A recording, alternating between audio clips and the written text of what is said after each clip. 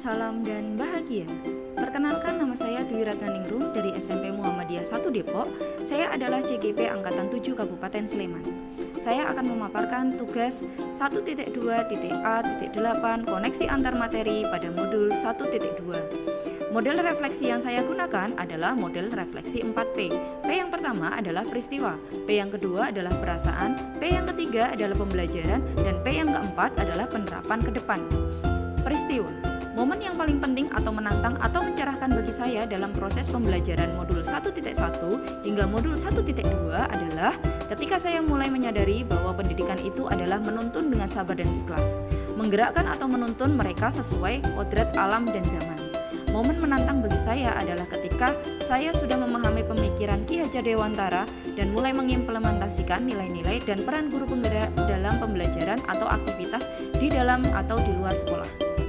Kaitan antara modul 1.1 dan 1.2 yang saya pahami adalah untuk mewujudkan nilai dan peran guru penggerak yang sesuai dengan pemikiran Ki Hajar Dewantara, maka seorang pendidik harus menjadi pemimpin pembelajaran yang berpihak pada murid, sehingga nanti profil pelajar Pancasila akan terwujud.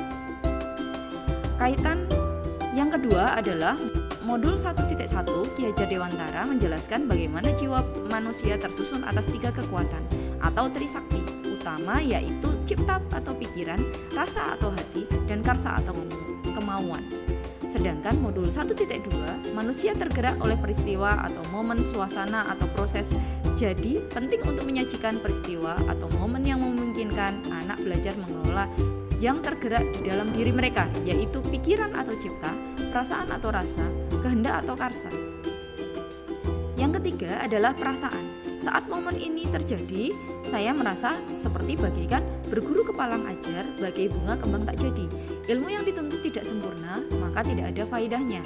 Artinya, ketika saya sudah memahami pemikiran Ki Hajar Dewantara dan paham tentang nilai serta peran guru penggerak, maka saya harus bisa mengimplementasikan dalam aksi nyata, baik di kelas atau di sekolah atau di luar sekolah. Jika saya hanya memahami tetapi tidak ada perubahan yang terjadi, maka ilmu yang saya dapatkan tidak akan ada artinya.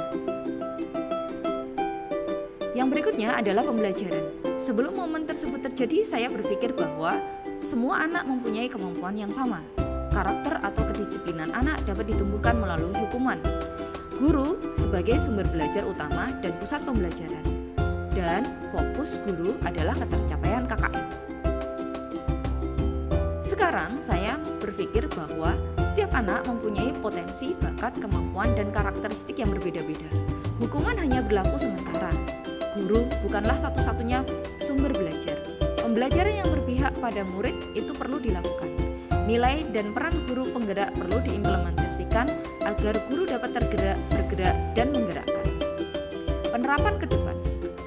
Apa pengembangan diri yang sederhana, konkret, atau rutin yang dapat saya lakukan sendiri dari sekarang untuk membantu menguatkan nilai-nilai dan peran saya sebagai guru penggerak? Yang pertama adalah merancang pembelajaran yang berpihak pada murid dengan memperhatikan kodrat alam dan kodrat zaman. Yang kedua, senantiasa melakukan refleksi diri untuk senantiasa mengetahui kelebihan dan kekurangan. Yang ketiga, mengembangkan diri untuk meningkatkan kompetensi saya sebagai pendidik. Yang keempat, mengimplementasikan nilai dan peran guru penggerak agar saya menjadi guru yang dapat tergerak, bergerak, dan menggerakkan. Demikian paparan tugas dari saya. Terima kasih, salam dan bahagia.